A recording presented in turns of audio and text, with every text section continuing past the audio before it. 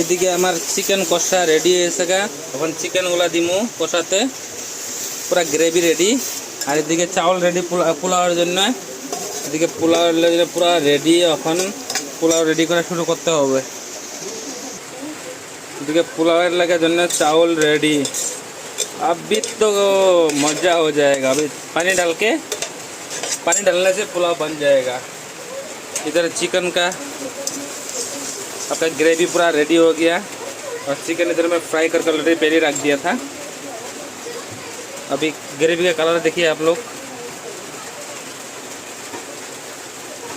Actually পোলাওয়ের colour হইব না, কিন্তু পোলাওটা সিম্পল কালার। পোলাওয়ের কালার হলে ভালো লাগে না দেখতে।